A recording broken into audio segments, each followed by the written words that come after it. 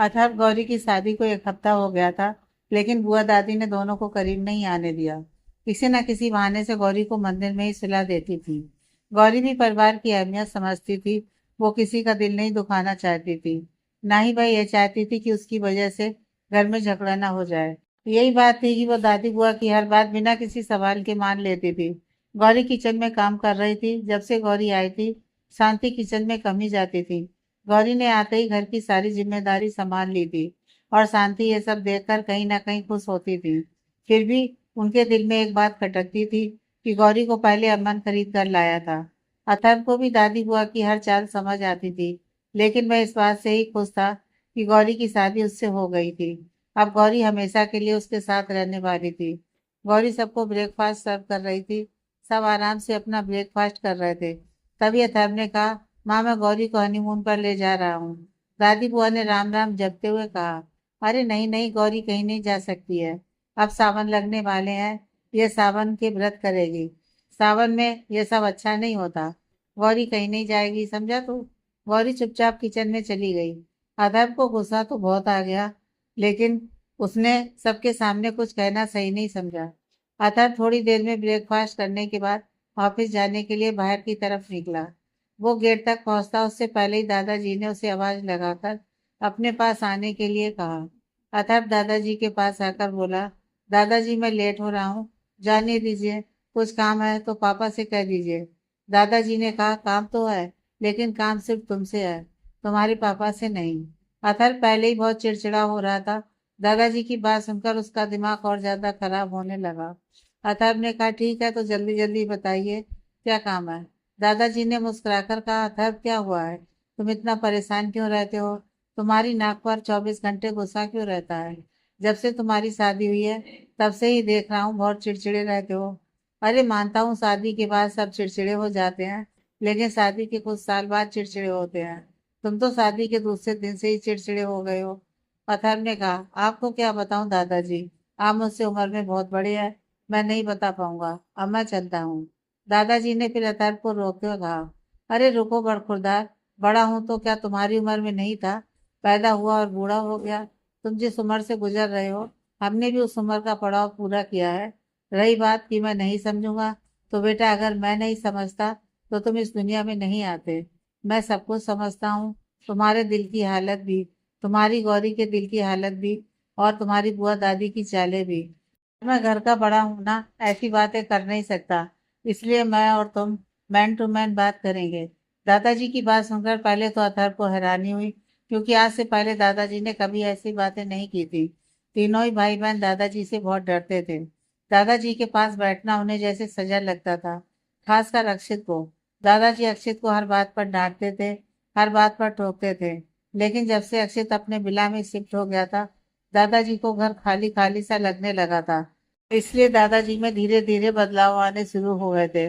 उन्हें महसूस हो गया था कि जब अक्षित घर पर था तो घर कितना अच्छा लगता था। अथर्व ने मुस्कुराकर दादाजी के पास बैठ गया और कहा, तो बताइए मेरी प्रॉब्लम का सॉल्यूशन क्या है। दादाजी ने कहा, अथर्व तुमने कभी चोरी की है। अथर्व ने दादाजी की बात का जवाब देते हुए कहा, दादाजी एक बार आपकी जेब से 10 रुपए निकाले थे और आपने बदले में मुझे 2 थप्पड़ मारे थे। तब से लेकर आज तक कोई चोरी नहीं की। दादाजी ने कहा, तो अब करो। वैसे भी ये चोरी नहीं है, जो अपना है उसे लेने में चोरी कैसी। अथर्व के तो सारी बातें सर के ऊपर से जा रही थी। अथर्व पहले किसी लड़की के साथ रिलेशनशिप में नहीं था। उसने तो पहली बार गौरी को देखा और उसी से शादी करने का फैसला कर लिया था। इसलिए दादाजी की बात अथर्व के पल्ले नहीं पड़ रही थी। अथर्व ने कहा, दादाजी साफ साफ बताइए।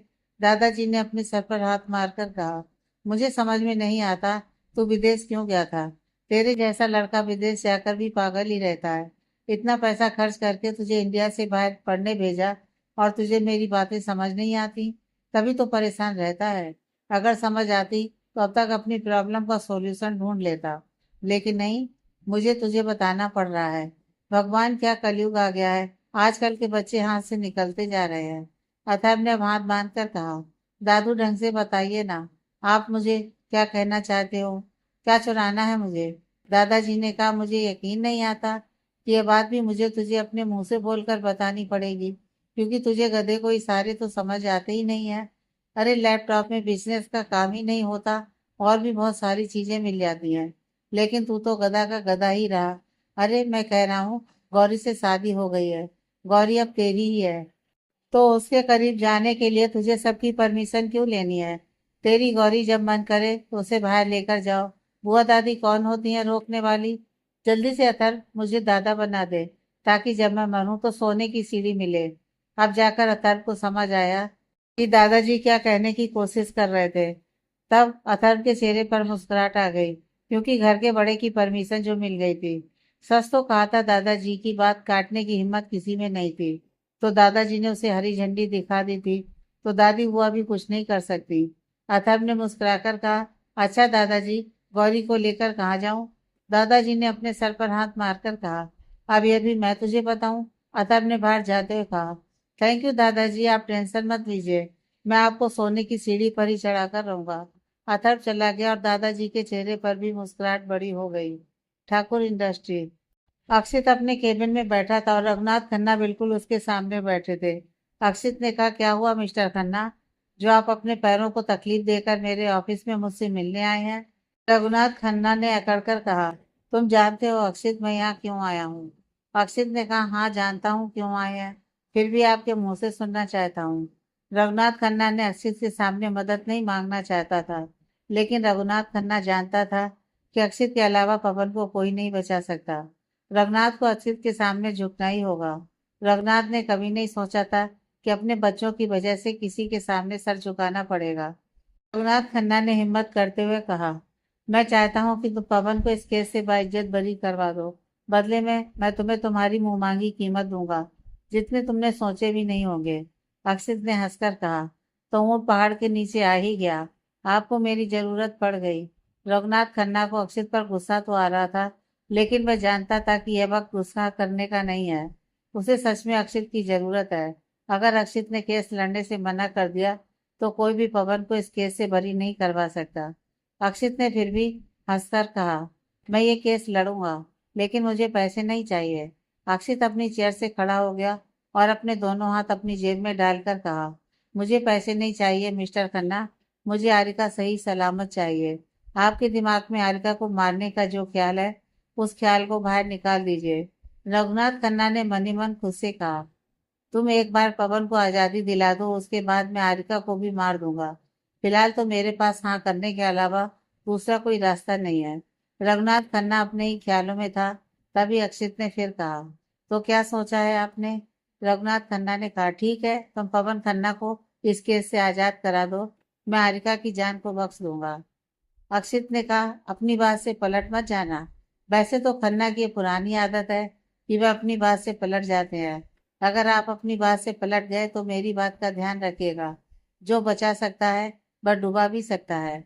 रघुनाथ खन्ना ने अक्षित को भरोसा दिलाते हुए कहा, मैं वादा करता हूँ कि तुम पवन को आजाद करा दो, मैं आरिका को कभी नहीं मारूंगा।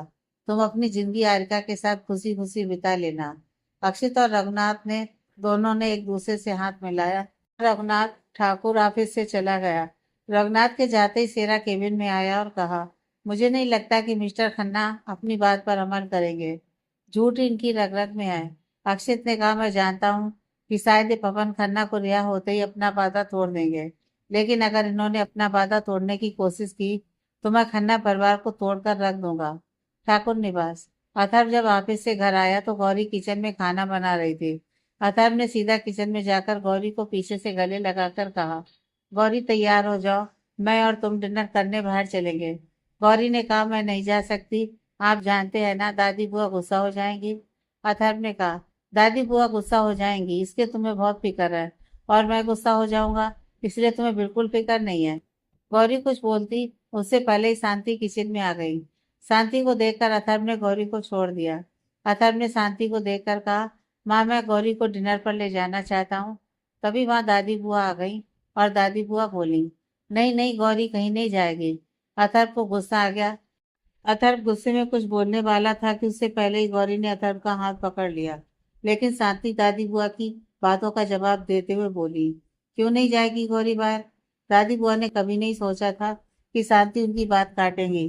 दादी बुआ ने हैरानी से कहा, तुझे तो गौरी बिल्कुल पसंद नहीं है, फिर तुझे क्या हुआ, तू चाहती है कि गौरी अथर्व के साथ रहे और अथर्व को कुछ हो जाए। सोच ले शांति, ऐसा ना हो कि गौरी जैसे अमन को खा गई वैसे ही अथर्व को भी खा जाए। यह सुनते ही गौरी की आंखों में आंसू आ गए। शांति को दादी बुआ की बात चुभ गई। शांति ने कहा, बस करिए बुआ जी, और कितना ताने देंगी। शादी को 1 हफ्ता हो गया है, आपने गौरी को अथर्व के कमरे में भी नहीं जाने दिया। मानती हूँ मैं गौरी को पसंद नहीं करती, इसका मतलब ये नहीं कि गौरी को अथर्व से दूर करना चाहती हूँ। अब जब इन दोनों की शादी हो ही गई है तो इन दोनों को अपनी जिंदगी में आगे बढ़ने दीजिए। लेकिन आपने तो जैसे कसम खा रखी है कि इस घर में कोई छोटा बच्चा आएगा ही नहीं। शांति की बात सुनकर दादी बुआ चुप हो गई। शांति ने गौरी को देखकर कहा, अब तुम खड़े खड़े मेरा मुंह क्या देख रही हो? अपने आंसू पोंछो और चुपचाप तैयार हो जाओ, अथर्व के साथ चली जाओ। गौरी ने हाँ में गर्दन हिलाई और बुआ दादी के कमरे की तरफ जाने लगी, क्योंकि पिछले 1 हफ्ते से गौरी का सारा सामान दादी बुआ के कमरे में ही था। गौरी जा रही थी तो शांति ने फिर कहा, और अब अपना सारा सामान अथर्व के कमरे में शिफ्ट कर लो। आज के बाद तुम अथर्व के कमरे में ही रहोगी। उम्मीद करती हूँ कि तुम मेरे बेटे को खुश रखोगी, क्योंकि मेरे बेटे ने सबसे लड़कर तुमसे शादी की है। मैं नहीं चाहती अथर्व की जिंदगी में कभी भी अपने फैसले पर पछतावा हो। इसलिए कोशिश करना कि तुम्हारे और अथर्व के बीच में सब कुछ ठीक रहे। गौरी ये बात सुनकर चली गई। अथर्व ने शांति को कसकर गले लगा लिया और कहा, क्या बात है, आज ये गुस्से वाली माँ कहाँ से निकल कर आ रही है? शांति को अभी गुस्सा आ रहा था। शांति ने कहा, अपने डिसीजन खुद लेना सीखो। अगर तुम खुद ही दादी बुआ को जवाब दे देते तो 1 हफ्ता गौरी से दूर नहीं रहना पड़ता। लेकिन जितनी पागल गौरी है उससे ज्यादा पागल तू है। तुम दोनों ने जैसे कसम खा रखी है कि दोनों ही अपने प्यार का सेक्रीफाइस कर लेंगे, लेकिन परिवार वालों को खुश रखेंगे। जब गौरी इतनी मुश्किल से तेरी जिंदगी में आ ही गई है तो उसे खुश रखने की जिम्मेदारी तेरी है। कोई तेरे और गौरी के प्यार का तरस नहीं खाएगा। तुझे अपना और गौरी का ख्याल खुद ही रखना होगा। शांति ने फिर दादी बुआ को देखकर कहा, बुआ जी। दादी बुआ अभी भी मुंह बनाकर खड़ी हुई थी। शांति ने कहा, बुआ जी, आज के बाद मेरे बेटे बहू के रिश्ते के बीच में बोलने की जरूरत नहीं है। अथर्व अपनी बीवी को कहाँ लेकर जाएगा और कहाँ लेकर नहीं जाएगा, ये बात अथर्व डिसाइड करेगा, और कोई भी नहीं। दोनों साथ में खुश रहते हैं तो कृपा करके उन्हें खुश रहने दीजिए, अपनी जिंदगी जी लेने दीजिए। उल्टी सीधी बातें करके इन दोनों की जिंदगी में परेशानी मत लाइए। और हाथ जोड़कर कहती हूँ, मेरे बेटे बहू से दूर रहिए, वरना आपके लिए अच्छा नहीं होगा। दादी बुआ शांति की बात सुनकर मुंह बनाकर वहां से चली गई। शांति ने अथर्व से कहा, अब यहाँ क्यों खड़ा है? जा गौरी के पास उसकी हेल्प कर दे। अथर्व ने शांति की तरफ देखकर आइस ब्लिंक कर दी और कहा, ओ, हेल्प कर दें? सीधा सीधा कहिए ना, जाकर गौरी को गले लगा ले, उसे किस कर ले। अथर्व की बेशर्मी बात सुनकर शांति के चेहरे पर एक मुस्कुराहट आ गई। शांति ने भी आज पहली बार अथर्व के चेहरे पर ऐसी चमक देखी थी, वरना इतने साल से उसने अथर्व को मुरझाया हुआ चेहरा ही देखा था। शांति को यह बात तो समझ आ गई थी कि अथर्व की खुशी गौरी में ही है। शांति ने अथर्व के कान पकड़कर कहा, एक तो मैं तेरे काम आसान कर रही हूँ, ऊपर से तू मजाक भी मेरे साथ कर रहा है। अभी बताती हूँ तुझे। इतना कहकर शांति ने किचन में रखा बेलन उठाया और अथर्व की कमर पर 2-3 बार मार दिया। अथर्व बड़ी मुश्किल से शांति से बचकर भाग गया था। अथर्व के जाते ही शांति खिलखिलाकर हंसने लगी। शांति भी न जाने कितने समय बाद ऐसे हंसी थी। अथर्व सीधा अपने कमरे में गया, जहाँ गौरी तैयार हो रही थी। गौरी ने हार्ट पिंक कलर की जॉर्जेट के खुले पल्ले की साड़ी पहनी थी। गौरी चूड़ियां पहन रही थी। गौरी इस समय बहुत सुंदर लग रही थी। अथर्व ने गौरी को हल्के रंग के कपड़ों में ही देखा था। हॉट पिंक में गौरी बहुत खूबसूरत लग रही थी। अथर्व ने जाकर पीछे से गले लगा लिया। गौरी ने कहा, अथर्व, ऐसे तो मैं तैयार नहीं हो पाऊंगी, छोड़िए मुझे।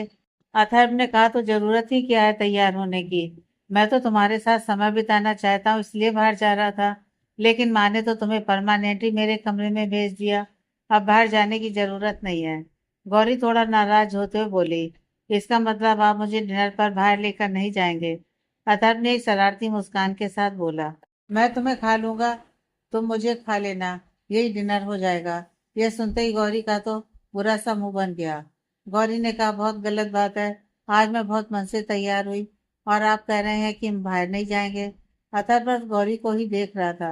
अथर्व ने गौरी की बातों को इग्नोर किया और गौरी को किस करने लगा। धीरे धीरे गौरी अथर्व में खो गई। एक किसके बाद अथर्व ने अपना माथा गौरी के माथे से लगाकर कहा, क्यों नहीं लेकर जाऊंगा? अगर तुमने मुझसे कुछ मांगा है और मैं तुम्हें मना कैसे कर सकता हूँ।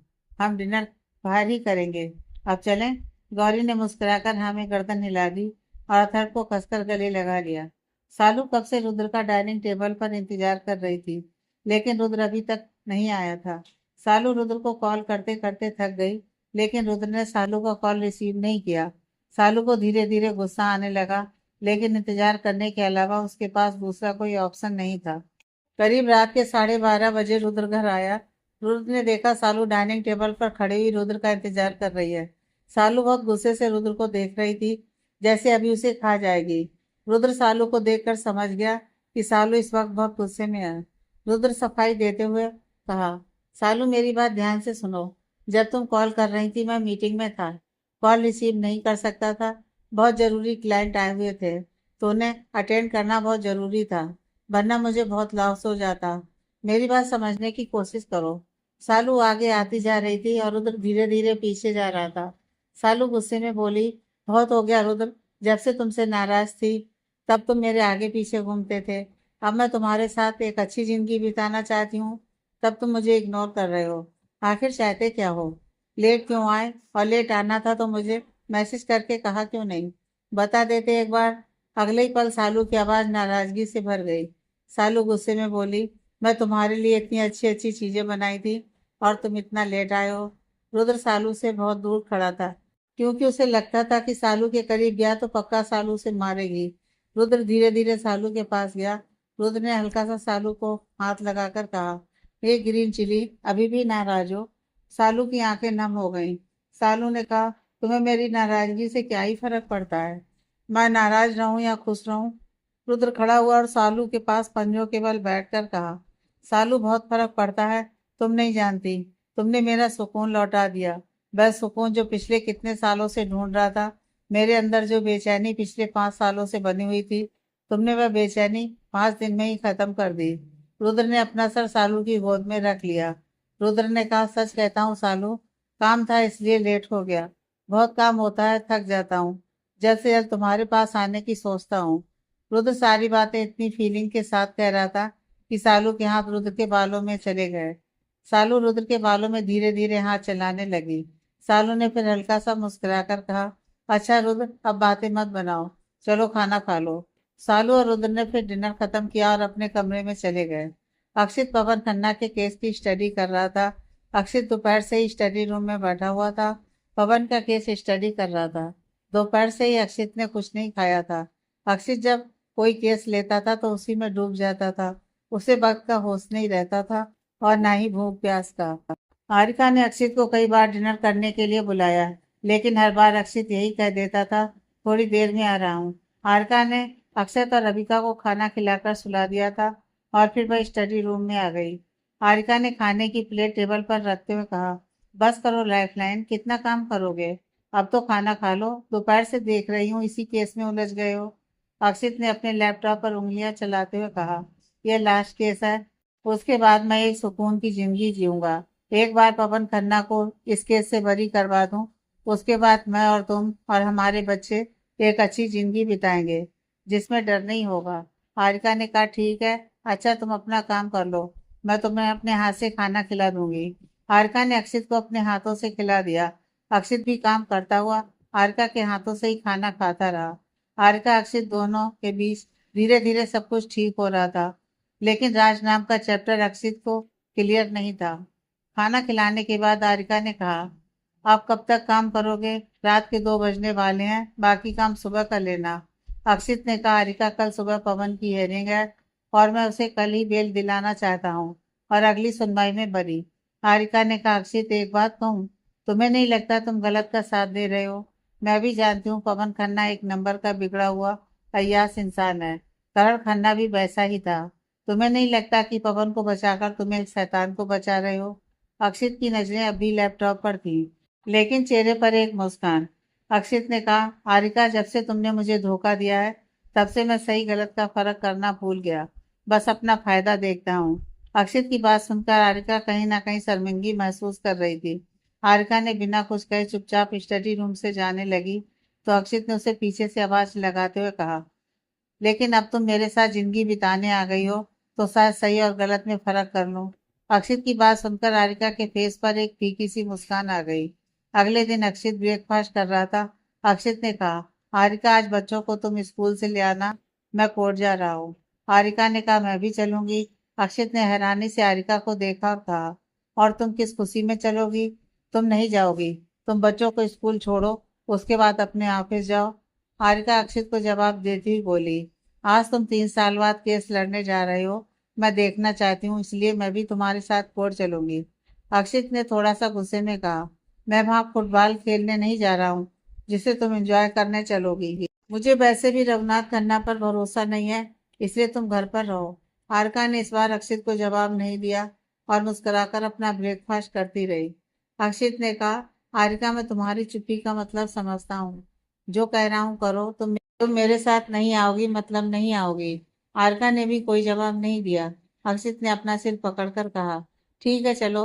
अक्षित जानता था कि हारिका नहीं मानेगी। अक्षित हारिका ने पहले अक्षत और रविका को सालू के पास छोड़ा, फिर दोनों ही कोर्ट के लिए चले गए। अक्षित और हारिका कोर्ट पहुंचे तो सबसे पहले उनकी मुलाकात रणवीर चड्ढा से हुई। रणवीर ने हारिका और अक्षित को अपने चैम्बर में बुलाकर कहा, अक्षित तुम्हें रघुनाथ खन्ना का केस नहीं लेना चाहिए था। अक्षित ने कहा, जानता हूँ अंकल, गलत का साथ दे रहा हूँ, लेकिन मेरी मजबूरी है। अगर मैंने पवन खन्ना को बचा लिया तो वह मेरी हारिका पर कभी अटैक नहीं करेंगे। मेरी और मिस्टर खन्ना की इस बात को लेकर डील हुई है।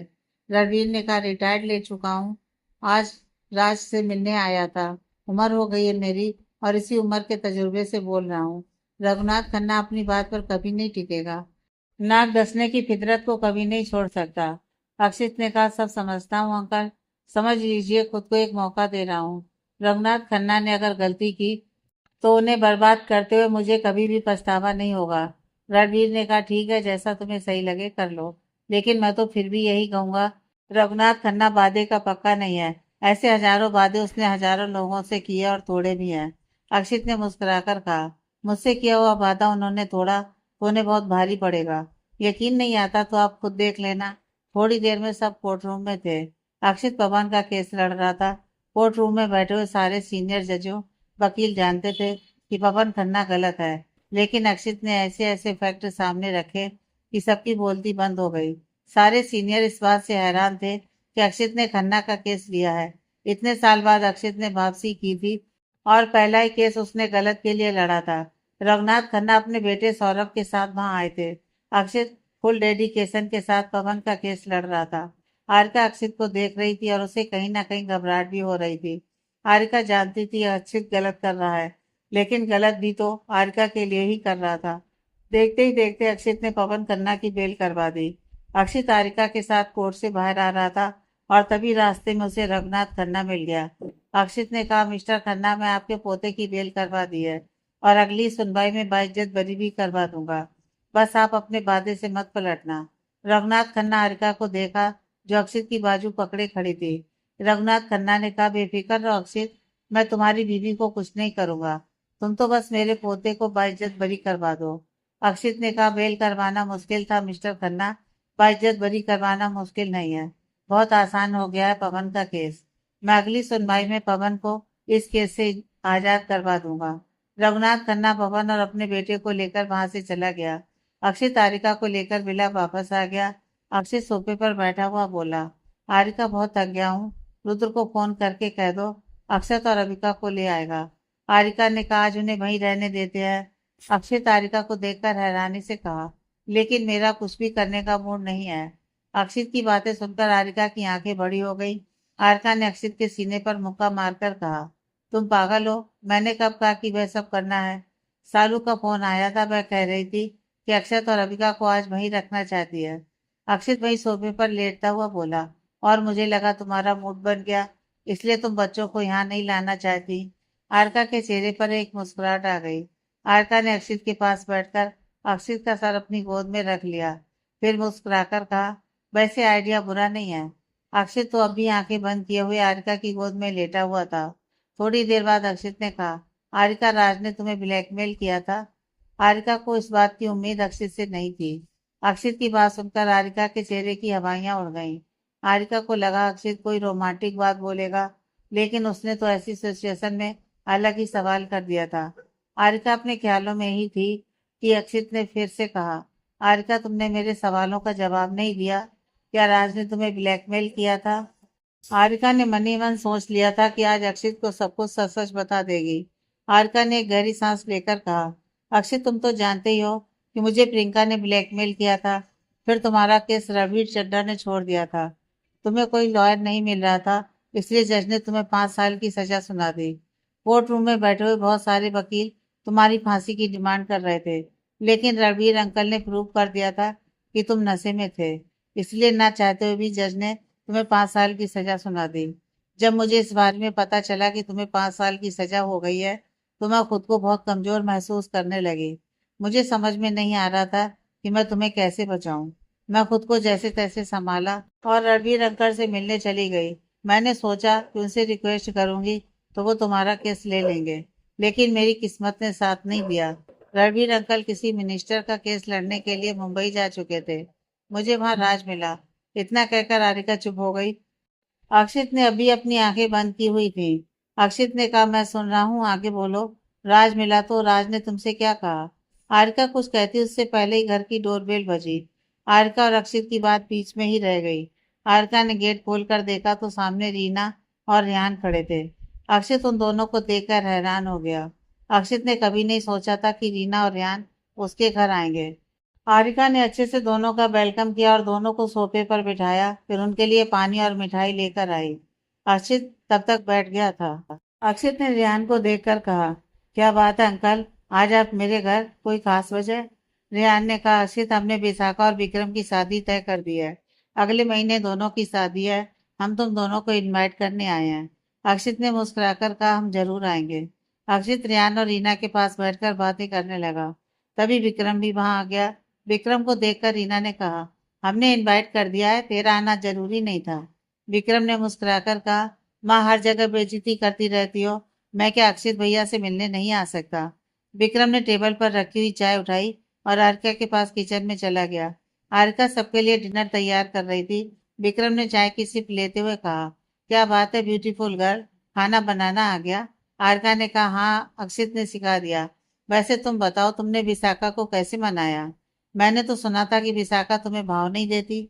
विक्रम ने कप साइड में रखा और किचन प्लेटफॉर्म पर बैठता हुआ बोला, मैंने नहीं मनाया, सीधा माँ पापा को भेज दिया। माँ ने विशाखा को इतना इमोशनल कर दिया कि विशाखा को हाँ करनी ही पड़ी। बड़ी मुश्किल से विशाखा हाथ लगी है। एक बार शादी हो जाए फिर उसे कहीं नहीं जाने दूंगा। थोड़ी देर बाद सबने साथ में डिनर किया। फिर रीना रेहान विक्रम वहां से चले गए। अक्षित तो पहले ही बहुत थका हुआ था। अक्षित बेडरूम में जाकर रेस्ट करने लगा। राज की बात बीच में ही अधूरी रह गई। पवन की हेयरिंग का दिन। अक्षित और राधिका टाइम से कोर्ट रूम पहुंच गए थे। अक्षित ने भी सोच लिया था कि आज पवन को बाइज्जत बरी करवा देगा। उसके बाद हारिका और उसकी जिंदगी में कोई प्रॉब्लम नहीं आएगी। लेकिन कहीं ना कहीं अक्षित ये भी जानता था कि मिस्टर खन्ना अपनी बात पर नहीं टिकेंगे। कोर्ट में बहस शुरू हो गई। अक्षित ने ऐसे ऐसे फैक्ट रखे, उसके बिना पर जज को पवन खन्ना को बाइज्जत बरी करना पड़ा। अक्षय तारिका के साथ खुश होकर कोर्टरूम से बाहर आ गया। बाहर उसे रघुनाथ खन्ना और पवन दोनों ही मिले। अक्षित ने रघुनाथ खन्ना की तरफ अपना हाथ बढ़ाते हुए कहा, मिस्टर खन्ना, मैंने अपना वादा पूरा किया। अब आपको अपना वादा पूरा करना है। आज से मैं आपको नहीं जानता और आप मुझे नहीं जानते। आप अपनी काली दुनिया में खुश रहिए और मैं अपनी हारिका के साथ। रघुनाथ खन्ना ने एक इविल स्माइल पास करते हुए कहा, बिल्कुल अक्षित, मैं तुम्हारे रास्ते नहीं आऊंगा। मैं कसम खाता हूँ तुम्हारी आरिका को कोई नुकसान नहीं पहुंचाऊंगा। लेकिन तुम्हारे बेटे का क्या? उसको तो मार सकता हूँ। यह सुनते ही अक्षित और आरिका की आंखें बड़ी हो गईं। अक्षित ने गुस्से में रघुनाथ खन्ना का कॉलर पकड़कर कहा, तो तुमने अपनी औकात दिखा दी। सही कहा है किसी ने कि सांप को कितना भी प्यार से दूध पिलाओ, डसता तो वह जरूर है।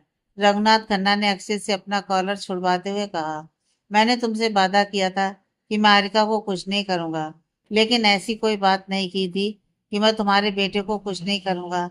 अगर तुम अपने बेटे को सही सलामत देखना चाहते हो तो हारिका को गोली मार दो। अब ये तुम्हारे हाथ में है कि हारिका को बचाओ या अपने बेटे को। यह सुनते ही हारिका की तो जैसे सांस ही रुक गई थी। हारिका को समझ में नहीं आ रहा था कि वह क्या करे। डर के मारे हारिका का चेहरा भी पीला पड़ गया था। अक्षित ने कभी नहीं सोचा था कि रघुनाथ खन्ना उसे ऐसे डबल क्रॉस करेगा। आरिका इस वक्त सदमे में थी, लेकिन वह इतना समझ गई थी कि उसकी मौत से उसके बेटे की जिंदगी जुड़ी हुई है। रघुनाथ खन्ना को वो अच्छे से जानती थी।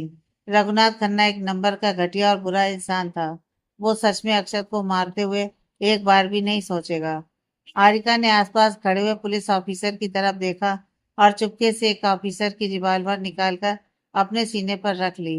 अक्षित ने जब ये देखा तो उसकी सांसें ही रुक गईं। अक्षित ने आरिका को रोकते हुए कहा, आरिका रुक जाओ। आरिका तुम ऐसा नहीं कर सकती। आरिका मुझे रघुनाथ खन्ना पर विश्वास नहीं है। वह हमारे बेटे को छोड़ देगा इसकी गारंटी नहीं है। आरिका का नीचे रख दो। आरिका ने कहा, नहीं अक्षित, मेरी मौत से ही अक्षत की जिंदगी जुड़ी हुई है। रघुनाथ खन्ना मौके का फायदा उठाते हुए कहा, आरिका देर मत करो, गोली चलाओ और तुम जब मर जाओगी तो तुम्हारा बेटा बच जाएगा। तुम्हारी मौत में ही तुम्हारे बेटे की जिंदगी छिपी हुई है। आरिका ने नम आंखों से अक्षित को देखा और कहा, अक्षित मैं तुम्हारे साथ जो कुछ भी किया वह बहुत गलत था। तुमसे कभी माफी नहीं मांग पाई, आज मांगती हूँ। हो सके तो मुझे माफ कर देना।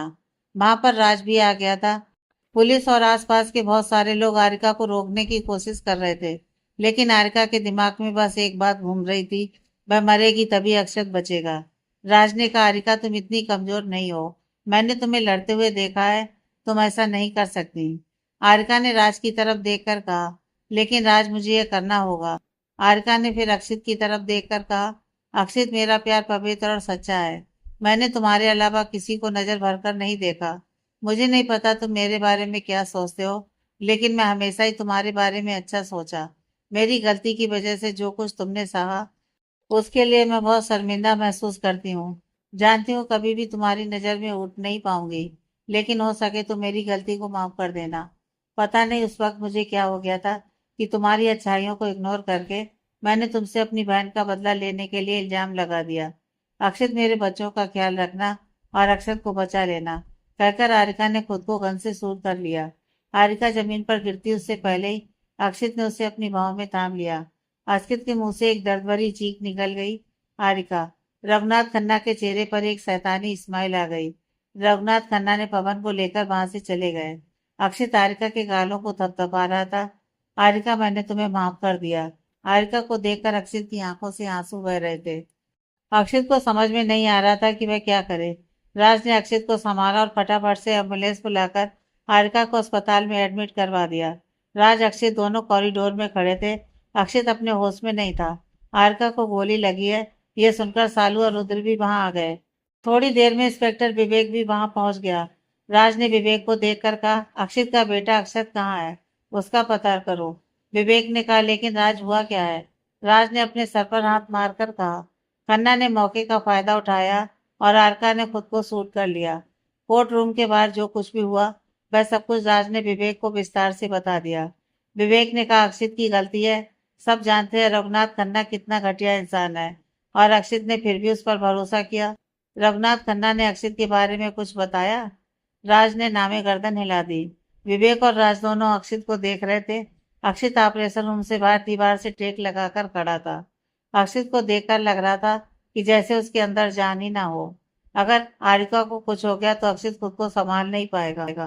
तभी अक्षित का फोन रिंग करने लगा, लेकिन अक्षित का ध्यान फोन पर नहीं था। विवेक ने रिंग की आवाज सुनकर राज से पूछा, राज तेरा फोन रिंग कर रहा है? राज ने कहा, नहीं मेरा फोन रिंग नहीं कर रहा। राज ने अक्षित की तरफ देखकर कहा, तेरा फोन रिंग कर रहा है। अक्षित ने अपनी आंखें खोली और पॉकेट में से फोन निकाला। फोन रघुनाथ खन्ना का था। अक्षित ने फोन रिसीव करके कहा, कहिए क्या कहना चाहते हैं?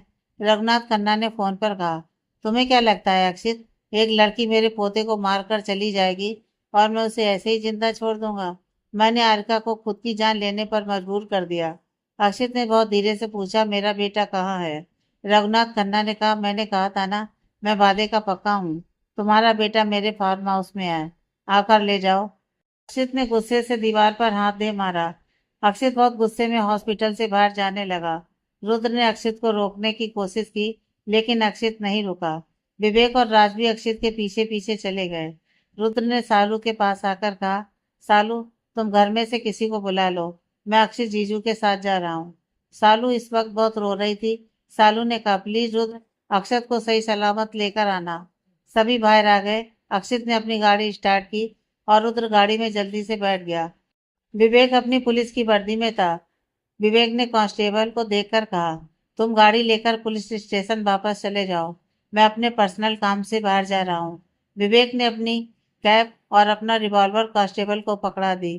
खुद जाकर राज की गाड़ी में बैठ गया। थोड़ी देर बाद राज ने भी गाड़ी स्टार्ट कर दी और अक्षित की गाड़ी को फॉलो करने लगा। 30 मिनट बाद अक्षित ने अपनी गाड़ी रघुनाथ खन्ना के फार्म हाउस के बाहर रोकी। अक्षित और रुद्र जल्दी से गाड़ी से उतरे और भागते हुए फार्म हाउस के अंदर गए। दोनों ही अंदर का नजारा देखकर आंखें खुली की खुली रह गईं। रघुनाथ खन्ना वहां कहीं भी नहीं था, बल्कि रघुनाथ खन्ना के 15 से 20 बॉडीगार्ड वहां थे। उन्होंने अक्षत को एक चेयर पर बांधा हुआ था। अक्षित ने एक बॉडीगार्ड को देखकर कहा, मेरे बेटे को मुझे दे दो। बॉडीगार्ड करीब 6 फुट 2 इंच का हट्टा कट्टा था। देखने में भी अक्षित के शरीर से दुगना था। बॉडीगार्ड हाथ बांधकर कहने लगा, हिम्मत है तो अपने बेटे को ले जाओ। अक्षित और रुद्र समझ गए कि रघुनाथ ने उन्हें ऐसा करने के लिए ऑर्डर दिया है। अक्षित और रुद्र दोनों ही बॉडीगार्ड से फाइट करने लगे। थोड़ी देर बाद वहां राज और विवेक भी पहुंच गए। फिर चारों ने मिलकर उन बॉडीगार्ड की खूब पिटाई की। चारों ने मिलकर उन बॉडीगार्ड को ढेर कर दिया था।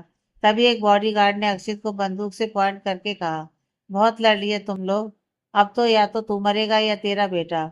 उस बॉडीगार्ड ने एक पल भी नहीं लगाया और अक्षित को शूट कर दिया। लेकिन गोली अक्षित को लगती उससे पहले ही राज अक्षित के सामने आ गया और गोली जाकर राज के सीने पर लगी। रुद्र ने मौके का फायदा उठाया और बॉडीगार्ड के पेट पर एक लात मारकर उसे जमीन पर गिरा दिया। रुद्र ने बॉडीगार्ड को बहुत मारा। अक्षित ने राज को संभालते हुए कहा, दिमाग खराब है तेरा, मेरे सामने क्यों आया। तब तक विवेक ने अक्षत को खोल दिया था। राज ने डर से कराते हुए कहा, अक्षित पता नहीं जिंदा बचूंगा या नहीं, पर तुझसे कुछ बात करनी है, तुझे कुछ बताना है। अक्षित और रुद्र ने राज को उठाते हुए कहा, तू पहले हॉस्पिटल चल, बात बाद में कर लेंगे। दोनों राज को लेकर गाड़ी में बैठ गए। रुद्र ने स्टेयरिंग संभाल लिया। विवेक ने अक्षत को गोद में लेकर आगे बैठ गया। अक्षित राज को संभालता हुआ पीछे सीट पर बैठ गया। राज इस वक्त बहुत दर्द में था। रुद्र ने गाड़ी की स्पीड को और तेज कर दिया। रुद्र के दिल की धड़कन स्पीड से भाग रही थी। रुद्र को जैसे भी करके राज को हॉस्पिटल पहुंचाना था, लेकिन हॉस्पिटल वहां से 30 मिनट की दूरी पर था। उसकी आंखें बंद हो रही थी और अक्षित के दिल की धड़कन भाग रही थी। अक्षित को डर था कि कहीं वे राज को खो ना दे। अक्षित को राज के साथ बिताए हुए लम्हे याद आने लगे। वो दोनों साथ में ही कॉलेज आते जाते थे। दोनों ने साथ में ही लॉ की पढ़ाई की थी। राज ने अपने दर्द भरी आवाज में कहा, अक्षित प्लीज एक बार सुन लेना। अक्षित ने कहा, जब तू ठीक हो जाएगा तो सुन लूंगा। राज ने कहा, लेकिन मुझे अभी सुनाना है, अभी सुन लेना। राज ने अपने दर्द से कराते हुए कहा, हारिका तुझे बहुत प्यार करती है, तू नहीं जानता, उसने अपनी प्रॉपर्टी का एक हिस्सा तुझे बचाने के लिए बेच दिया था। उसने जज को खरीदा था पूरे 200 करोड़ में। हारिका ने अपनी अमेरिका की प्रॉपर्टी तेरे लिए बेच दी। अक्षित यह सब सुनकर हैरान हो गया। अक्षित यह तो जानता था कि हारिका राज के पास उसका केस लेकर गई थी, लेकिन उसने जज को 200 करोड़ में खरीदा है, यह बात तो अक्षित को भी नहीं पता थी। अक्षित ने राज की बात सुनकर रुद्र से पूछा, रुद्र राज क्या कह रहा है। रुद्र ने हमें गर्दन हिलाते हुए कहा, राज सही कह रहा है, हमने अमेरिका की सारी प्रॉपर्टी तुम्हें बचाने के लिए बेच दी थी। राज ने आगे कहा, अक्षित मुझे गलत ना समझना, लेकिन हारिका की खूबसूरती देखकर मैं भी अट्रैक्ट हो गया था। मैंने ही हारिका को 1 नाइट स्टैंड का ऑफर दिया था और हारिका इतनी पागल थी कि वह तुझे इतना प्यार करती थी कि उस ऑफर के लिए मान भी गई थी। हारिका मेरे पास आई थी और हारिका के साथ वक्त बिताने के लिए मैं एक्साइटेड भी था। हारिका की खूबसूरती को देखकर मैं बह गया था। मुझे लगा तेरा और हारिका का रिश्ता वहीं खत्म हो गया है। अब तुम दोनों के बीच पहले जैसा कुछ नहीं है, इसलिए मैंने हारिका का फायदा उठाने के बारे में सोचा। राज ने हारिका के साथ वक्त बिताने के लिए 7 स्टार होटल में एक लग्जरी रूम बुक किया था। राज ने हारिका को एक हॉट पिंक कलर की साड़ी को देकर कहा, हारिका इसे पहनकर आओ।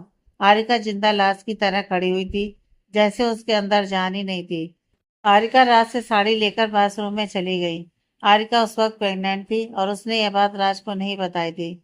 उसे लगा कि राज को इस बात से कोई फर्क नहीं पड़ेगा। हारिका बाथरूम में तैयार हो रही थी और राज ने एक्साइटेड होकर इधर उधर घूम रहा था।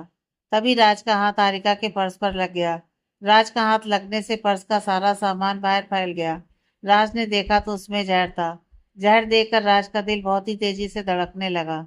राज ने हारिका का पूरा सामान चेक किया तो उसमें एक मेडिकल रिपोर्ट भी थी, जिसमें साफ साफ लिखा था कि हारिका 2 मंथ प्रेग्नेंट है। मेडिकल रिपोर्ट देखकर राज तो शॉक्ड हो गया।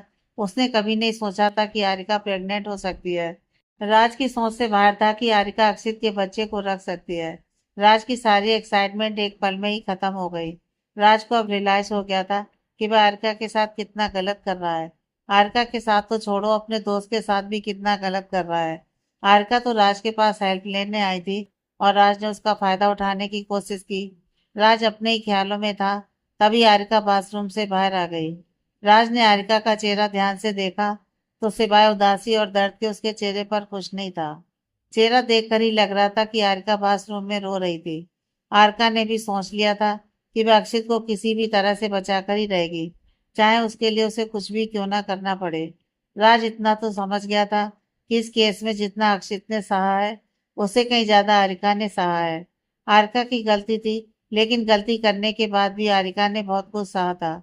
हारिका ने राज के पास आकर उसके हाथ में अपनी मेडिकल रिपोर्ट देखकर हैरानी से कहने लगी, तुमने मेरा बैग चेक किया?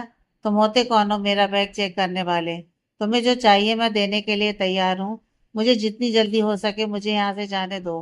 हारिका ने गुस्से में अपनी मेडिकल रिपोर्ट राज के हाथ से छीन ली और अपने बैग में रख ली। राज ने धीरे से पूछा, तुम प्रेग्नेंट हो? हारिका ने कहा, तुम्हें इस बात से क्या फर्क पड़ता है? जो करना है जल्दी करो, क्योंकि मुझे अक्षित को जेल से बाहर निकलवाना है। राज ने जहर की शीशी हारिका को दिखाते हुए कहा, तुम अक्षित को जेल से बाहर देखने के लिए जिंदा भी रहोगी? हारिका ने जहर की शीशी राज के हाथ से छीनते हुए कहा, राज तुम्हें इस बात से कोई मतलब नहीं होना चाहिए। तुमने जो मांगा मैं देने को तैयार हूँ। अब मुझे और परेशान मत करो। मैं तुम्हारे किसी भी सवाल का जवाब देने के लिए नहीं आई हूँ। राज ने कहा, तो क्या अपनी जान देने के लिए आई हो? मुझे बता सकती हो कि तुम प्रेग्नेंट हो? हारिका की आंखों में अब आंसू आ गए थे। हारिका ने कहा, तो तुम क्या कर सकते हो? और तुम कर भी क्या सकते हो? तुम्हारा दोस्त जेल में सड़ रहा है और तुम ये केस इसलिए नहीं लेना चाहते क्योंकि तुम्हारी इज्जत खराब हो जाएगी। मुझे अपनी जान की, अपनी इज्जत की परवाह नहीं है। अगर मैंने अक्षित को फंसाया है तो उसे बचाने की जिम्मेदारी भी मेरी है। उसके लिए मुझे कुछ भी करना पड़े। और अब तुम मेरा टाइम वेस्ट मत करो। तुम्हारे सवालों का जवाब देने के लिए मैं बाध्य नहीं हूँ। हारिका की आंखों में आंसू देखकर राज का दिल कई टुकड़ों में बिखर गया था। राज एकदम से अपने घुटनों पर बैठ गया और उसने अपने दोनों हाथ हारिका की कमर पर लपेट कर कहा, हारिका मुझे माफ कर दो। मैं बहक गया था। मुझे सच में नहीं पता था कि तुम प्रेग्नेंट हो। मैं जो पाप करने चला था, अगर आज तुम्हारा बैग नीचे नहीं गिरता तो मुझे पता ही नहीं चलता कि मैं कितना बड़ा पाप करने जा रहा हूँ। मैं सारी जिंदगी खुद से नजरें भी नहीं मिला पाता। इस रात के बाद तुम सुसाइड कर लेती। सच कह रहा हूँ, दोस्त कहलाने लायक नहीं हूँ मैं। हारिका की आंखों में भी अब आंसू आ गए। हारिका ने रोते हुए कहा, अगर सुसाइड ना करती तो क्या करती?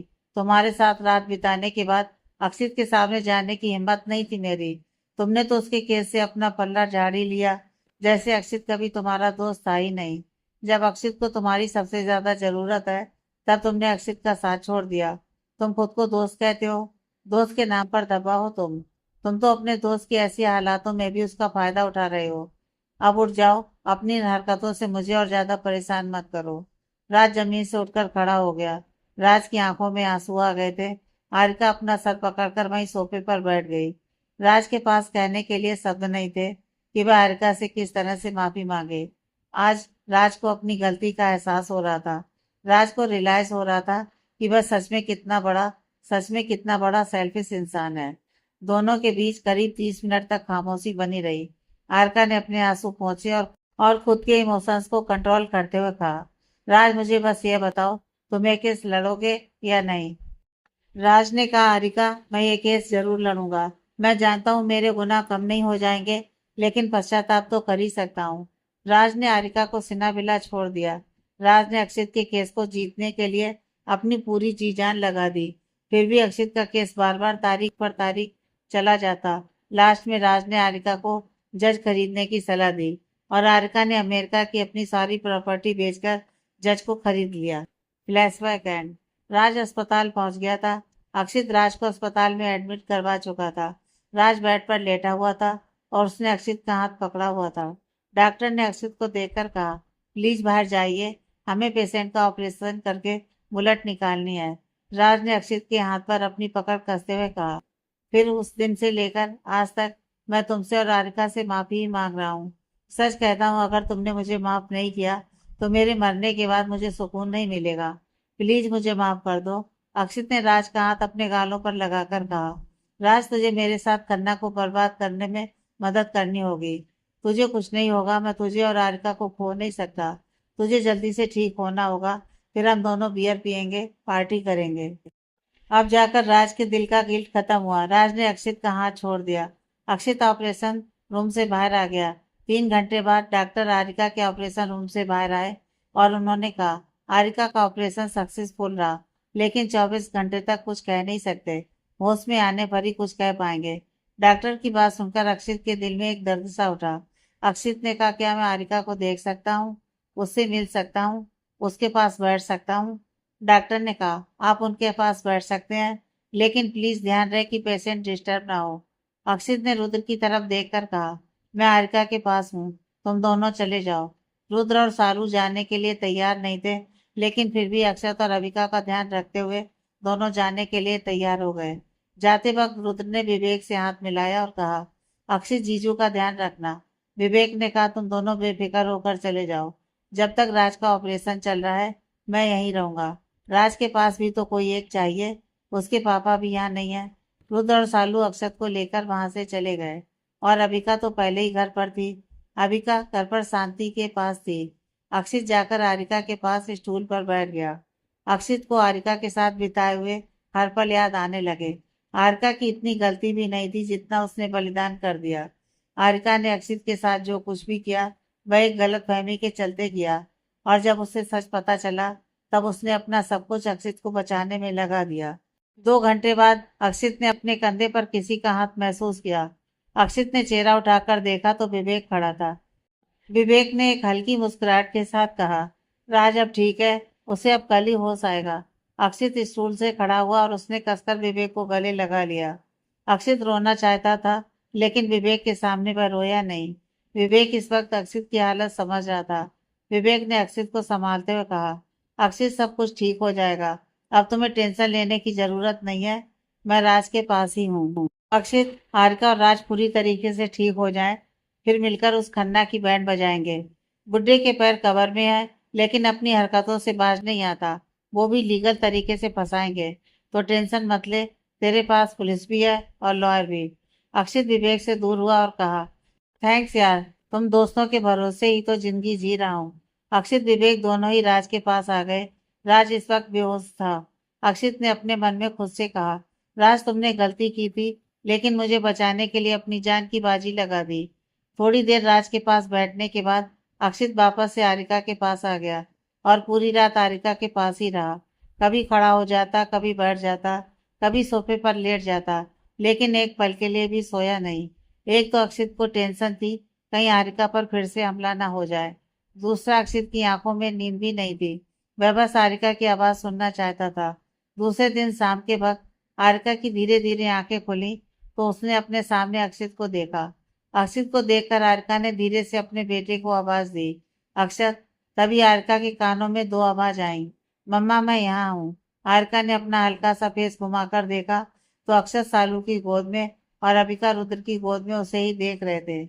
आरिका के फेस पर एक छोटी सी मुस्कान आ गई। आरिका बैठना चाहती थी, लेकिन अभी उसकी चोट गहरी थी, इसलिए वह अभी बैठ नहीं सकती थी। अक्षित ने आरिका को रोकते हुए कहा, अभी ज्यादा मत हिलो, वरना तुम्हारे टाके खुल जाएंगे। अक्षित ने आरिका को फिर से अच्छे से लेटा दिया। कुछ दिन ऐसे ही गुजर गए। अक्षित ज्यादा से ज्यादा समय आरिका के साथ ही रहता था। राज भी काफी हद तक ठीक हो गया था। अक्षित ने आरिका के लिए वेजिटेबल सूप बनाया था। अक्षित अपने हाथों से आरिका को सूप पिला रहा था। आरिका काफी दिनों से देख रही थी कि अक्षित उसका कुछ ज्यादा ही ख्याल रख रहा है। ऑफिस भी नहीं जाता, बल्कि हॉस्पिटल में ही उसके साथ ज्यादा से ज्यादा वक्त रहता है। आरिका ने सूप पीने के बाद कहा, अक्षित काफी दिनों से देख रही हूँ, बहुत ख्याल रखा जा रहा है मेरा। अक्षित ने एक मुस्कुराहट के साथ कहा, तो तुमसे बर्दाश्त नहीं हो रहा कि तुम्हारा पति तुम्हारा ख्याल रख रहा है? आरिका ने फिर कहा, बताओ ना, मैं मर जाती तो तुम्हें दुख होता या फिर खुशी होती? क्योंकि मैंने जो किया था उसके बाद तुम भी मुझे पनिशमेंट देना चाहते थे ना। अक्षित ने अपने लब हारिका के माथे पर रख दिए और दोनों हाथों को कसकर पकड़ते हुए कहा, तुम्हें क्या लगता है मुझे दुख नहीं होता? तुम्हारे मरने से मुझे फर्क नहीं पड़ता। ब्यूटीफुल गर्ल, जब तुम्हें पहली बार किस किया था तभी से मैं तुम्हारे साथ अपने भविष्य के सपने देखने लगा था। हाँ, तुम्हें पनिशमेंट देना चाहता था, लेकिन इसका मतलब ये नहीं है कि मैं तुम्हें मरते हुए देख लेता। बहुत गुस्सा है मुझ में और बहुत गुस्सा है तुम में। अब मैं अपने और तुम्हारे बीच में कोई भी गलतफहमी नहीं आने देना चाहता।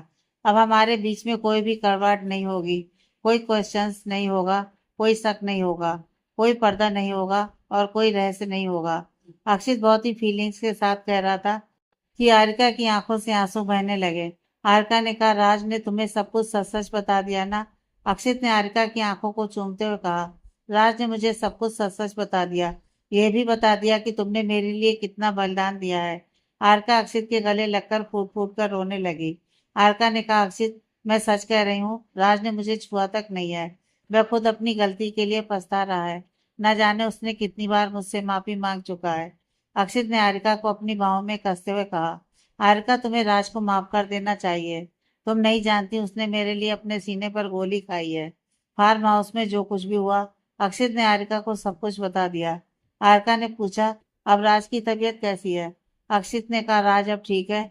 यकीन नहीं होता कि उसे अपने किए पर इतना पछतावा है कि उसने मेरे लिए अपनी जान की बाजी भी लगा दी।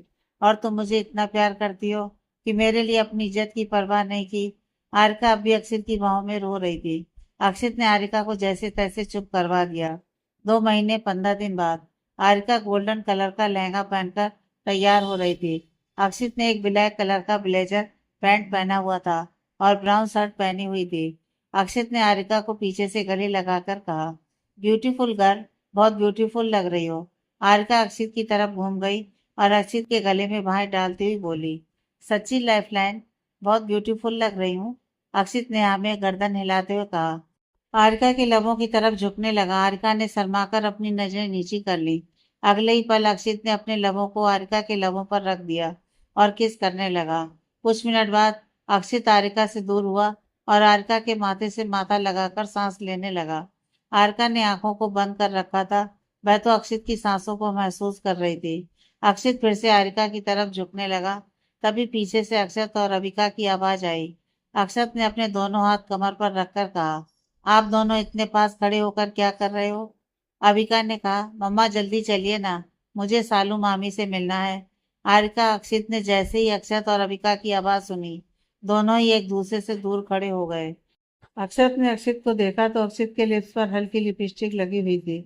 अक्षत ने आंखें छोटी की और अक्षित को देखकर बोला, डैड आपने मम की लिपस्टिक लगाई है। आरिका का ध्यान अब अक्षित के लिप्स पर गया। आरिका ने अपने जीभ दांतों तले दबा ली। अक्षित जल्दी से अपना हाथ अपने होठों पर फेर कर लिपस्टिक साफ कर ली। अक्षित ने अक्षत को गोद में लेकर कहा, लगी है? कहीं भी तो नहीं लगी है। अक्षत ने हल्का सा मुस्कुराकर कहा, अच्छा, अक्षत से झूठ बोल रहे हो? अक्षत ने यह बात इतने प्यार से, मासूमियत से और मुस्कुराकर कही थी कि अक्षित और आरिका दोनों की हंसी छूट गई। अक्षित ने कहा, अच्छा अब ज्यादा बातें नहीं करते, चलो विक्रम चाचू की शादी में चलते हैं। आरिका हॉस्पिटल में थी, इसलिए शादी का टाइम बढ़ गया। हमेशा की तरह अक्षित ड्राइव कर रहा था और आरिका पैसेंजर सीट पर बैठी थी और अक्षत और आरिका बैक सीट पर बैठे हुए थे। कुछ देर बाद चारों ही विक्रम की शादी में पहुंच गए। विक्रम और विशाखा दोनों ही मंडप में बैठे थे और दोनों he made for each other लग रहे थे। विशाखा भी खुश नजर आ रही थी। दादी को छोड़कर विक्रम की पूरी फैमिली ने विशाखा को दिल से अपना लिया था। थोड़ी देर में ही दोनों के फेरे शुरू हो गए। देखते ही देखते विशाखा और विक्रम की शादी हो गई। रीना ने विशाखा को पूरी रीति रिवाज के साथ घर में गृह प्रवेश करवाया। कुछ रीति रिवाज खत्म करने के बाद विशाखा अपने कमरे में चली गई। विक्रम जब चेंज करके कमरे में आया तो विशाखा बालकनी में खड़ी थी। विशाखा ने अब तक चेंज नहीं किया था। विक्रम ने विशाखा को देखा तो उसके चेहरे पर एक शरारती मुस्कान आ गई। विक्रम ने पीछे से जाकर विशाखा को गले से लगा लिया, लेकिन तभी विक्रम ने महसूस किया कि विशाखा रो रही है। विक्रम ने विशाखा को अपनी तरफ घुमाया और कहा, विदाई तो कब की हो गई है, तुम रो क्यों रही हो? सिमी, कुछ कहा दादी ने तुम्हें? 8-10 टोन तो नहीं मार दिए? विशाखा ने नामे गर्दन हिला दी, लेकिन वह अब भी रो रही थी। विशाखा के ऐसे रोने से विक्रम का दिल घबरा रहा था। विक्रम के दिमाग में अजीब अजीब से ख्याल आ रहे थे। कहीं विशाखा किसी और से प्यार तो नहीं करती? विशाखा ने शादी किसी तरह जबरदस्ती बातों में तो नहीं कर ली? कहीं मैंने विशाखा पर अपना प्यार थोप तो नहीं दिया? विक्रम ने बहुत देर तक विशाखा को चुप करवाने की कोशिश की, लेकिन विशाखा के आंसू तो जैसे रुकने का नाम ही नहीं ले रहे थे। वह तो लगातार रोती ही जा रही थी। विक्रम ने कई बार पूछा, कई बार वजह जानने की कोशिश की, लेकिन विशाखा ने कुछ नहीं कहा। विशाखा के ऐसे रोने से विक्रम का दिल तो तेजी से धड़कने लगा था। विशाखा की तरफ से जब कोई जवाब नहीं मिला तो विक्रम ने हिम्मत करते हुए कहा, विशाखा, अगर तुमने यह शादी जबरदस्ती की है तो मैं तुम्हें तलाक दे दूंगा। तुम जिससे प्यार करती हो उसके साथ रह सकती हो। मैं तुम्हारे और तुम्हारी खुशियों के बीच नहीं आऊंगा, लेकिन प्लीज ऐसे रो मत। विशाखा ने रोते हुए ही विक्रम के सीने में 4-5 पंच मारे और फिर विक्रम को गले लगा लिया। विक्रम के चेहरे पर हल्की सी मुस्कान आ गई। विक्रम इतना तो समझ गया था कि विशाखा किसी और से प्यार नहीं करती। विक्रम ने विशाखा के बालों को सहलाते हुए कहा, क्या हुआ है, मुझे बताओ तो। तुम पिछले आधे घंटे से रोई जा रही हो। अब जाकर विशाखा ने खुद को कंट्रोल किया और रोते हुए कहा, मुझे यकीन नहीं होता कि मेरी शादी तुमसे हो गई है। विक्रम ने विशाखा को थोड़ा सा दूर किया और हैरानी से देखकर कहा, देखो विशाखा, तुम पिछले आधे घंटे से रो रही हो। अब मुझे कोई अच्छा सा रीजन दे दो। ये कोई रीजन नहीं हुआ कि मुझे यकीन नहीं आता कि तुमसे मेरी शादी हो गई है, इसलिए इतना रो रही हूँ।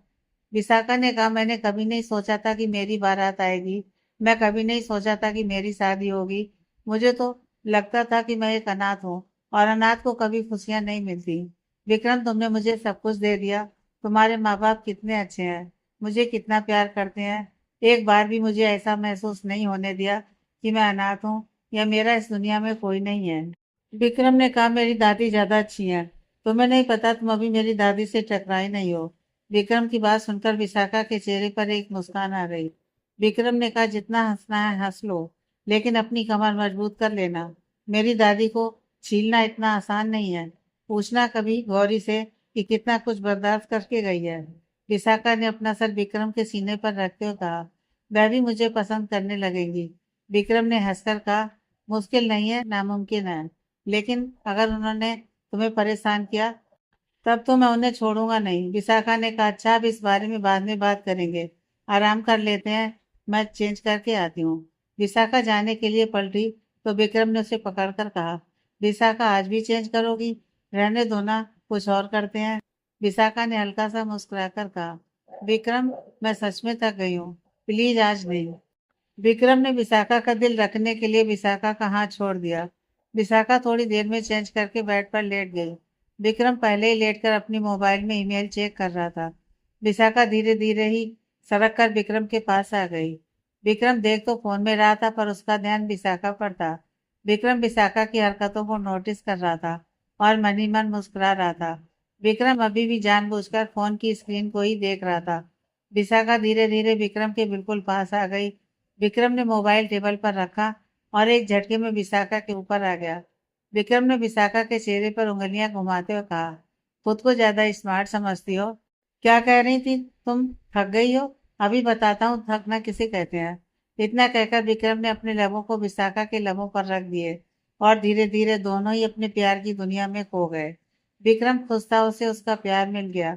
विशाखा खुश थी, उसे अपने प्यार के साथ साथ एक फैमिली भी मिल गई थी। विक्रम की शादी हो गई और सुहागरात भी, लेकिन विक्रम ने अब तक विशाखा को प्रपोज नहीं किया था। अक्षित का मिला।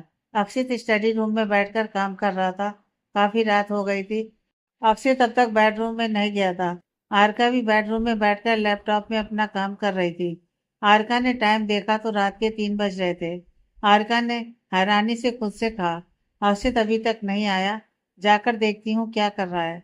आरका ने लैपटॉप साइड में रखा और स्टडी रूम की तरफ चली गई। आरका ने स्टडी रूम में जाकर देखा तो अक्षित चेयर पर आंखें बंद किए हुए बैठा था। हारिका अक्षित के पास गई और उसके माथे पर आए हुए बालों को हटाकर अपने होंठ उसके माथे पर रखकर किस कर लिया। अक्षित ने आंखों को नहीं खोला, लेकिन एक हाथ बढ़ाकर हारिका की कमर पर रखकर उसे अपने पास खींच लिया। हारिका अक्षित की गोद में बैठ गई और अपना सर अक्षित के सीने पर रखते हुए बोली, क्या हुआ है, अभी तक सोए नहीं लाइफलाइन? अक्षित ने अपनी आंखें नहीं खोली। अक्षित हारिका पर अपनी बाहें कसते हुए कहा, ब्यूटीफुल गर्ल, सोच रहा हूँ खन्ना को कैसे बर्बाद करूँ। हारिका ने कहा, अक्षित रहने देते हैं ना। बदले की आग में सिवाय जलने के कुछ नहीं मिलता। तुमसे बदला लेने के चक्कर में मैंने भी बहुत कुछ खोया है, अपना सुख चैन नींद, यहाँ तक कि अपनी इज्जत खोने पर भी चली थी। माफ कर दो मिस्टर खन्ना को। हारिका के माथे पर किस करते हुए कहा।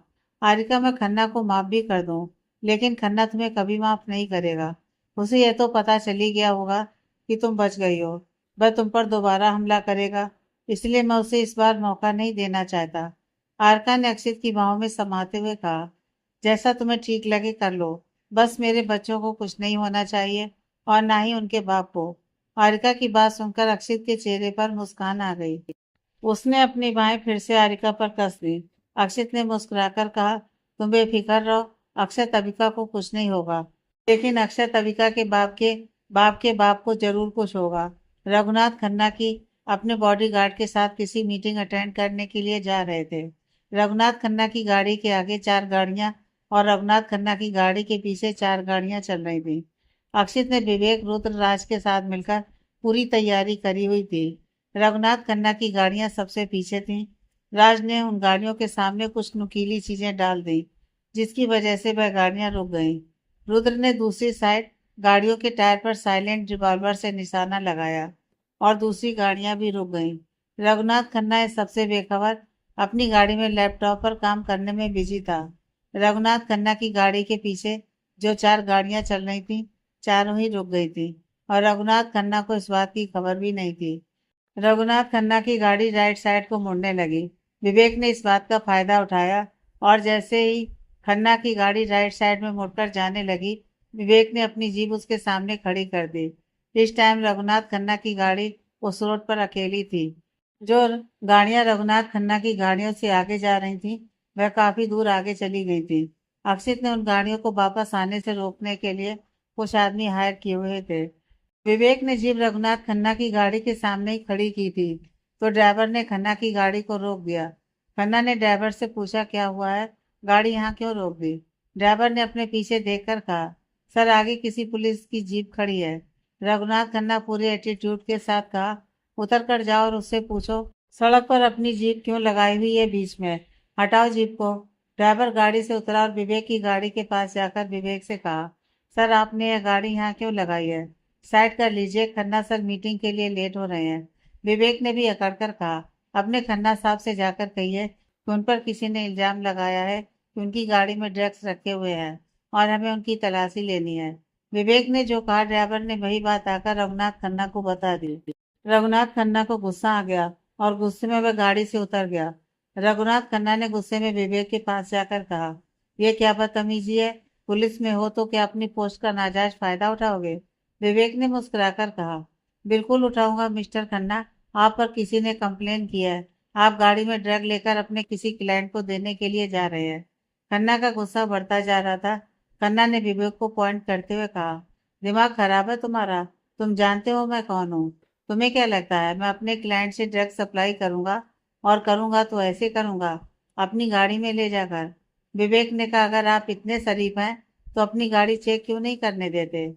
रघुनाथ खन्ना ने भी फुल एटीट्यूड के साथ कहा, ठीक है मेरी गाड़ी चेक कर लो, अगर ड्रग मिला भी तो कल तुम्हारी नौकरी चली जाएगी।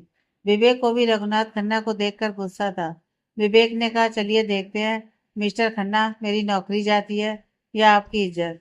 इंस्पेक्टर विवेक ने रघुनाथ खन्ना के सामने ही उसकी गाड़ी को चेक करना शुरू किया। विवेक ने गाड़ी को अच्छे से चेक कर लिया, और फाइनली कुछ ड्रग्स के पैकेट रघुनाथ खन्ना की गाड़ी में मिल गए। विवेक ने वह पैकेट रघुनाथ खन्ना को दिखाकर कहा, यह क्या है मिस्टर खन्ना।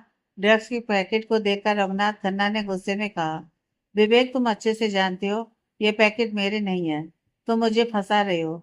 विवेक ने कहा, बिल्कुल सही बोल रहे हैं आप मिस्टर खन्ना, मैं आपको फंसा रहा हूँ, और अब आप पर केस होगा, और आपका केस कोई नहीं लड़ेगा। आपकी इज्जत की 2 कौड़ी की हो जाएगी, और मीडिया पर आपकी इज्जत का जुलूस निकलेगा। कुछ ही देर में अक्षित, राज और रुद्र भी आ गए। रघुनाथ खन्ना ने उन सभी को देखकर कहा, तो तुम सब मिले हुए हो, तुम सभी मिलकर मुझे फंसाओगे और मैं फंस जाऊंगा। तो तुम जानते हो मैं कौन हूँ। रघुनाथ खन्ना नाम है मेरा। तुम जैसे 50 को मौत के घाट उतार सकता हूँ, और मेरा कोई कुछ भी नहीं बिगाड़ सकता। राज ने कहा, अरे मिस्टर खन्ना साहब, प्लीज मुझे कुछ मत करना। मैं तो बस अपनी दोस्ती निभा रहा हूँ, वरना मुझे आपसे कोई पर्सनल दुश्मनी नहीं है। राज की बातें सुनकर अक्षित और रुद्र हंसने लगे, लेकिन रघुनाथ खन्ना को गुस्सा आ गया। रघुनाथ खन्ना ने फिर से अकड़कर और एटीट्यूड के साथ कहा, तुम लोग मेरा कुछ भी नहीं कर पाओगे, कुछ भी नहीं। अक्षित रघुनाथ खन्ना के सामने आकर अपने दोनों हाथ पॉकेट में डालते हुए कहा, देखते हैं मिस्टर खन्ना, इस बार मैं कुछ कर पाता हूँ या नहीं। आप जैसे इंसान पर भरोसा करके मैंने अपनी जिंदगी की सबसे बड़ी गलती की थी। आगे की कहानी नेक्स्ट पार्ट में।